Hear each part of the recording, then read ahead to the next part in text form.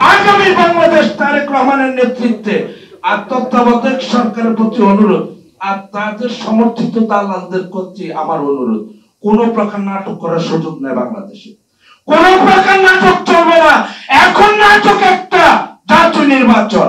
আর যদি এটা নিয়ে কোনো তালবানা হয়, আর যদি তারেক রহমানের নেতৃত্বে বিএনপির কোটি কোটি নেতৃবৃন্দ, কর্মীরা, স্বার্থ দেশ প্রেমিকরা রাজপথে নেমে আসে, ইনশাআল্লাহ পালানের কিন্তু শেখ হাসিনা তো আর্মির তত্ত্বাবধানে পালানের একটু সুযোগ পাইছে, আপনারা কিন্তু তাও পাবেন না।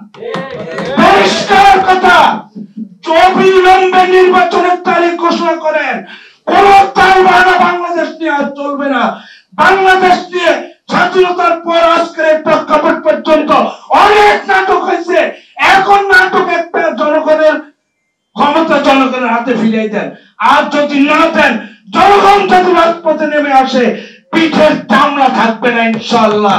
সমগ্র জাতি জাতীয়তার প্রতীক তারেক রহমান আর দুদু ভাইদের নেতৃত্বে ঐক্যবদ্ধ।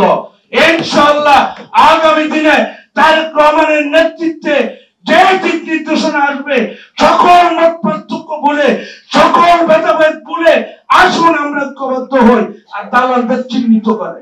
এই দালালরা দেশ এবং জাতির জন্য ক্ষতিকারক, স্বাধীনতা সার্বভৌমত্ব রাষ্ট্র অখণ্ডতার জন্য ক্ষতিকারক।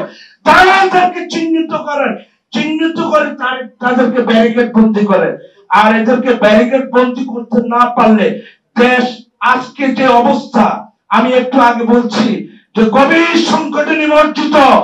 আগামী দিনে দুইটা, একটি হলো অন্ধকার আর একটি হলো আলো। এখন কোন পথে যাবেন সিদ্ধান্ত নিতে হবে। আলোর দিকে যাবিতে হবে না অন্ধকারের দিকে যাবিতে হবে। ইনশাআল্লাহ আমরা আলোর যাত্রী।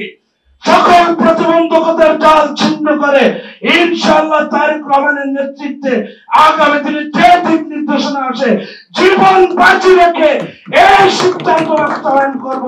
আপনারা যারা আজকে এখানে এসে উপস্থিত হয়েছেন, আমার প্রিয় প্রধান অতিথি সহ, পরম শ্রদ্ধেয় প্রধান অতিথি সহ সকলের প্রতি অনেক অনেক কৃতজ্ঞতা।